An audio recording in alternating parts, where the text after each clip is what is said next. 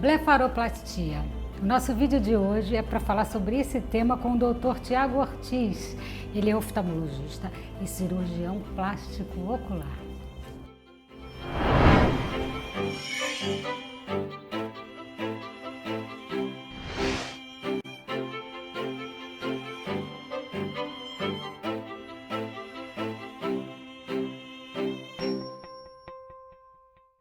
Conversando com o Dr. Tiago Ortiz. Doutor, muito obrigada pela sua participação aqui no nosso canal. Então, doutor, vamos tentar entender o que é blefaroplastia, como funciona essa cirurgia, doutor? Blefaroplastia é a cirurgia plástica das pálpebras, né? Basicamente, a gente retira o excesso de pele nas pálpebras superiores e inferiores e excesso de bolsas de gordura, quando o paciente apresenta isso. Essa é a cirurgia clássica. Hoje, com a evolução das técnicas, a gente nem sempre retira todo o excesso de gordura. Às vezes a gente só faz um remodelamento ali das bolsas para melhorar o aspecto, né, do olhar cansado. Isso deixa o paciente com o olhar mais jovial, mais descansado, entendeu? Certo. Vamos começar então falando do problema da saúde efetivamente, né? Porque as pessoas, quando buscam a ajuda de um profissional para esse tipo de problema, é porque está tendo dificuldade mesmo visual, a vista cansada, a pele que cai sobre os olhos. Seria isso, doutor? Sim, uma das queixas mais comuns é a sensação de peso nos olhos. Geralmente isso acontece num estágio um pouquinho mais avançado de excesso de pele e é mais comum no final dos dias, né? O paciente sente um incômodo por passar o dia todo em leitura, computador. Hoje é muito comum esse tipo de trabalho e no final dos dias essa queixa ela fica mais frequente. A partir de que idade a gente começa a ter esse tipo de problema, apresentar esse tipo de pele excessiva? A idade ela não é muito parâmetro assim, decisivo para indicar a cirurgia. Antigamente a gente indicava em torno de pacientes assim com 40 anos, público feminino era o principal alvo. Hoje em dia cada vez mais jovem a gente tem operado, mais homens, porque as pessoas têm se incomodado bastante com um discreto excesso de pele e já gera um desconforto. Eu acho que o uso da máscara hoje em dia também por conta da pandemia exacerbou. Faz com que as pessoas percebam mais. Exatamente, exatamente. Teve um aumento da procura na pandemia da blefaroplastia, porque o olhar ficou muito evidente. Então, idade não é muito fator restritivo. A gente já operou paciente em torno de 20 anos e opera paciente com 60, 70 anos de idade. Agora, doutor, falando da idade, quanto mais jovem é melhor o resultado? Se mantém por mais tempo? Como é? Interessante a pergunta. É melhor. A cirurgia ela é mais rápida, geralmente, e a cicatrização, geralmente, ela evolui melhor, né? O paciente jovem tem um metabolismo mais acelerado e a cicatrização acaba ficando melhor. Outra coisa que muda é a duração. O paciente jovem, ele sofre, como todo paciente, um processo de elastose, que é a mudança da textura da pele. Só que a velocidade da elastose no jovem é menor do que no paciente mais velho. Então ela dura um pouco mais no paciente mais jovem, entendeu? Fica mais tempo, mas pode vir a ter a necessidade de uma reoperação, doutor? Dura mais no paciente jovem, porque esse processo de elastose que a gente tinha comentado, ele acontece também no jovem, só com uma velocidade menor. Então é possível ter a reoperação, mas depende muito do tempo que vai ser necessário para fazer essa reoperação. Em média, 10 anos dura uma blefaroplastia. 10 anos? 10 anos, essa é a média, de 8 a 10 anos. Pode precisar refazer? Pode, mas então aí que entra alguns fatores. Um fator é o cuidado que o paciente vai ter com a pele depois da cirurgia. Pacientes que cuidam, fazem tratamentos dermatológicos, não ficam expostos a sol, tendem a ter uma duração maior do resultado da cirurgia. Agora, pacientes expostos ao sol, pacientes de pele clara, que envelhecem um pouco mais rápido, tendem a ter um resultado um pouquinho menor, menos duradouro, entendeu? Doutor, Vamos falar um pouquinho da... Bom, a gente falou dos jovens. Na terceira idade, existem riscos, doutor, que se possa adicionar esse tipo de cirurgia para a pessoa idosa? Não, por conta da idade não. Assim, a avaliação pré-operatória é feita, né? É uma cirurgia classificada como cirurgia de pequeno porte, mas a gente faz uma avaliação pré-operatória, com exames gerais, avaliação com um cardiologista e anestesista. Mas é uma sedação ou é uma anestesia geral? Tem as duas possibilidades. A gente trabalha, isso também varia de cirurgião. A minha experiência, eu trabalho com duas formas. Anestesia com sedação e local e anestesia geral. E aí a indicação vai depender do perfil do paciente, né? Comorbidades, a idade do paciente. Então, é possível fazer das duas formas com segurança, mas depende daí do perfil do paciente, entendeu? Para a gente poder indicar. Doutor, vamos falar das técnicas? Vamos lá.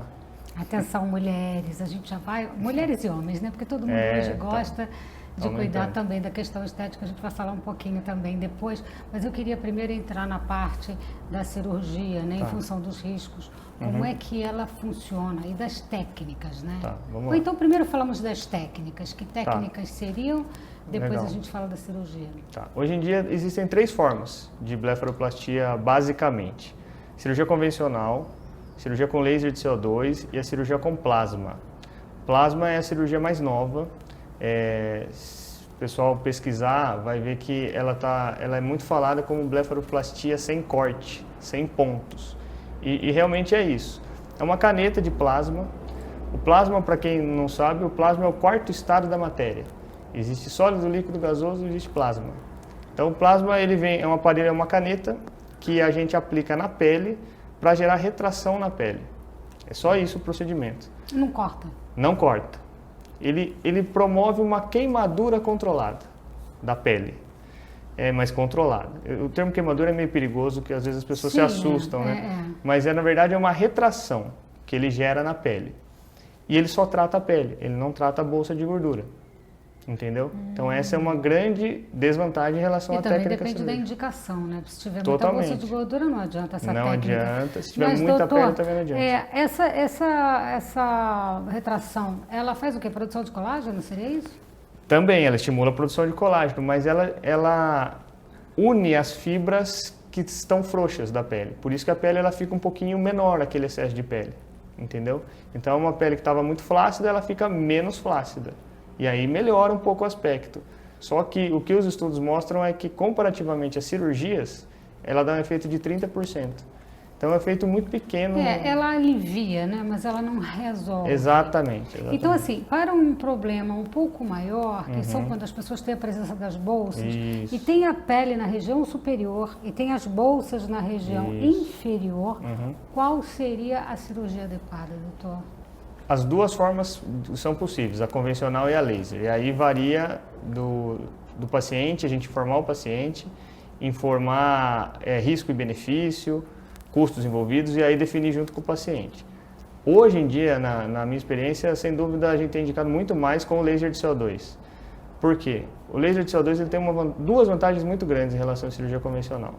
Uma é, quando a gente corta a pele com o laser, ele cauteriza os vasos. Porque o efeito do laser no tecido é o calor. Então esse calor gera a coagulação dos vasos. Então durante a cirurgia não tem sangramento praticamente. Isso deixa menos roxo, a cirurgia é mais rápida, sendo assim mais segura para o paciente. Essa é uma das principais vantagens. A outra grande vantagem é que além da gente fazer a pálpebra, a cirurgia blefaroplastia, depois que acaba a gente troca a ponteira, coloca uma outra ponteira e muda o modo do laser. A gente usa o laser de CO2 no modo fracionado para fazer o tratamento no rosto todo. A gente aplica o CO2 fracionado no rosto todo para fazer o rejuvenescimento facial. É o resurfacing. E isso estimula colágeno, melhora a ruga, estica a pele fica mais lisa. Então, a blefaroplastia laser ela possibilita 2 tratamentos: blefaroplastia e rejuvenescimento facial. Quer dizer, já faz tudo, Já né? faz tudo. Já sai com tudo pronto. Exatamente. E no caso da convencional, como seria, doutor? O que muda é o instrumento de corte de uma cirurgia para outra. Na convencional, a técnica é a mesma, só que ao invés de cortar com o laser, a gente corta com o bisturi e com a tesoura. É isso. E depois também não trata a pele, né? E não trata a pele, exatamente. Mas aí costura embaixo, da ponta. assim. O ponto ele vai também na cirurgia com laser. O que muda é que a gente vai cortar com laser. Uma outra grande vantagem do laser é quando a gente vai operar a pálpebra de baixo. Existem duas opções de acessar a gordura na pálpebra de baixo. Por dentro da pálpebra, que a gente chama de transconjuntival, aqui por dentro a gente faz um corte. Né? E fazer o corte nessa região com o laser é muito vantajoso por causa de não sangrar. Porque essa é uma região que sangra bastante. A gente tem uns vasinhos muito pequenos ali, então cortar com a tesoura é um sangramento grande que incomoda o médico, gera mais inchaço. Então a cirurgia ela fica mais longa fazendo na forma convencional, entendeu? Agora, doutor, para as pessoas que estão nos assistindo, tem sempre aquela dúvida, até quem está buscando melhorar a situação de se sentir melhor, de estar mais bonito e tal, homens e mulheres. É sempre aquela preocupação, poxa, até que ponto tem risco de alterar o meu visual, né? De mudar a expressão do meu olhar. Existe esse risco, doutor? Se eu te falar que não existe o risco, seria mentira, mas assim, é muito baixo de acontecer isso. Altera mais para melhor, né? Exatamente. A ideia é essa, é deixar mais jovem, com um olhar mais descansado. É isso que acontece na grande maioria dos casos, entendeu? Que bom, né, doutor? Então, falando um pouco agora sobre a parte estética, né, para homens e mulheres que buscam essa solução para melhorar o visual e criar uma relação mais harmoniosa da face. Essa técnica laser, pelo que eu estou entendendo, seria a melhor opção? Sem dúvida hoje é a melhor opção, os melhores resultados, os pacientes muito mais satisfeitos com laser de CO2, disparado. Bom. Não vou perguntar dos custos não, mas pelo que eu entendi é um pouquinho maior do que a cirurgia Exato, é um pouquinho maior por conta do laser, mas não é nada muito diferente. Não é nada tão significativo. Não. Doutor, sobre a questão da permanência, como é que é a cirurgia, a recuperação, permanência no local, entra no mesmo dia e vai embora, é pouco tempo, como é que é isso? É uma cirurgia ambulatorial, né? Cirurgia ambulatorial, então não tem internação, o paciente faz a cirurgia, no mesmo dia ele já recebe alta. Independentemente da forma de anestesia. A gente tinha falado de sedação ou geral, mesmo com geral, o paciente vai embora no mesmo dia. Quanto tempo depois a pessoa pode conviver normalmente, socialmente? Porque dá sempre aquela preocupação, vou ficar com o olho roxo, inchado, quanto tempo em casa, né? Como é que faz, doutor? Quanto tempo? Assim, o inchaço ele existe, roxo também fica, independentemente se for com laser ou convencional, mas é possível trabalhar computador, a visão não muda, nem no primeiro dia de cirurgia a visão está normal. Então não tem interferência nenhuma com a visão, você pode trabalhar? Tranquilo. Vários casos de pacientes que no dia seguinte trabalham, computador, home office, agora o pessoal trabalhando bastante, então a restrição no pós-operatório é sol, por conta do laser, não pegar peso, porque existe possibilidade de se coçar ou pegar peso, soltar os pontos. E basicamente é isso, não pegar sol e não pegar piso. E fazer bastante compressa gelada. Depois de 7 a 10 dias, vida normal. 7 a 10 dias, vida normal. E aí, aparentemente, também já se pode conviver socialmente tranquilamente, sem que se perceba muito. Sim, com 10 dias, via de regra, voltar à vida social. inchaço já está bem resolvido. Já consegue. E é isso, gente. Quanta novidade, né? Muito bom saber essas novidades que a gente traz para vocês, doutor. Muito obrigada. Imagina. Pela sua participação aqui no nosso canal. Eu que agradeço. Então, e o nosso canal fica por aqui. Você já sabe, se inscreve no canal, deixa o seu like. E eu quero ver você no nosso próximo vídeo.